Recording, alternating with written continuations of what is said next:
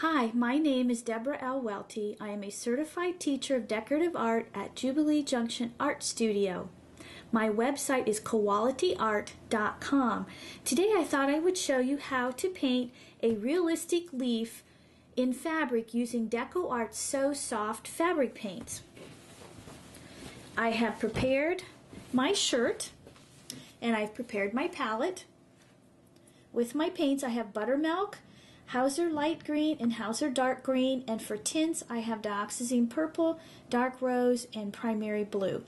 You need to moisten your soft white nylon brush with water so that the bristles are all formed together.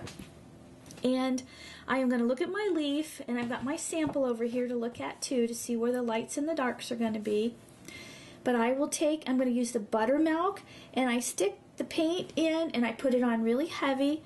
It's made to be applied heavily and to saturate the weave of the fabric. I've got a little bit of a curve here in the vein. I call it the arch, and I put the light value along the arch, and I also like to put it over on the opposite side of where the vein has arched. I'm wiping the extra paint out of my brush, and then I'm going to dip into the Hauser light, and like I said, I put the paint on. I scoop it up pretty heavy, which is why I need the soft white nylon brushes, because they are able to hold and carry heavy amounts of paint onto my surface.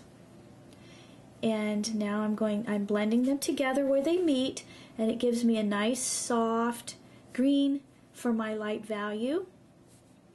And I will pull it all the way down here, and I'll clean up my edge, and I'll wipe my brush again, and I will fill the rest of the area in with the Hauser dark green.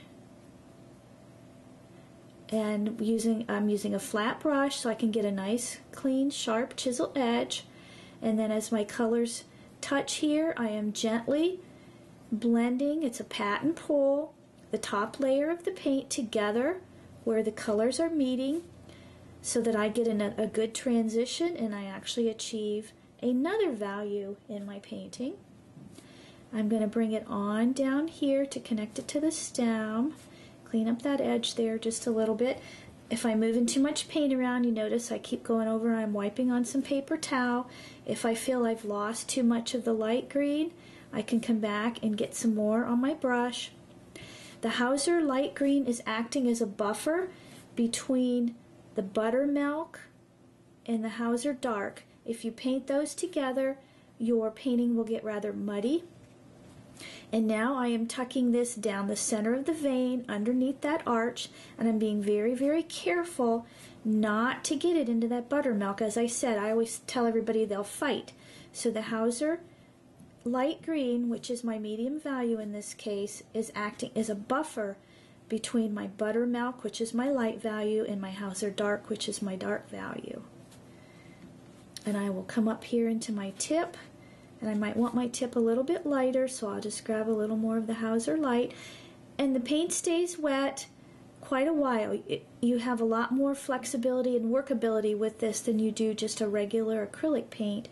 I like to use this because when it dries, it is very soft and pliable, and the shirt you saw in the original shot is several years old, and it's my shirt. I wear it often. Therefore, you can tell that it washes really, really well. And then we'll take this on down here and join it. Maybe grab a little dark so it's a little more interesting. And there we've got a beautiful, realistic leaf.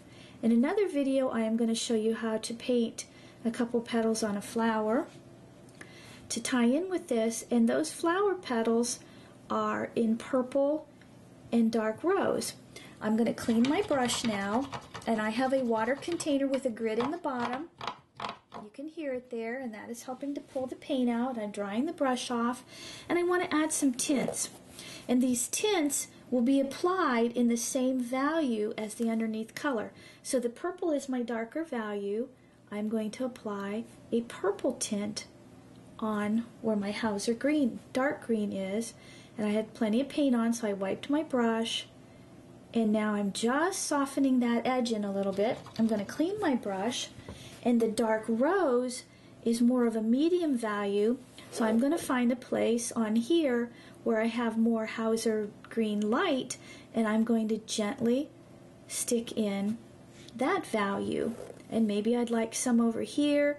Sometimes I pretend that my flowers, and I would normally paint the flowers first and the leaf last, so that I could pretend like this is going to be a purple flower, it's blushing over here onto my leaf. And that's how I help decide that. Once that's done, I clean up my brush, and I want to use a value that'll show up, and I think it'll be the Hauser Dark. I am loading my brush by smashing it into the paint to create a sharp chisel edge. I'm going to hold it straight up, and I'm going to cut the veins in, and they come from the center vein, and I just draw them right in there. If it starts not to show up, I can grab just a little more paint, and if I don't like them, I can clean off the paint, like I think it looks like I have too many in here, and load it up again with the colors that it's painted on top of, and I can just soften those back in until they melt back into the painting. And it's an easier way to do it than using a liner brush, which can create a less natural looking vein. I drug my buttermilk out a little too far, so I fixed that, and that's how you do it. Thank you for joining me today.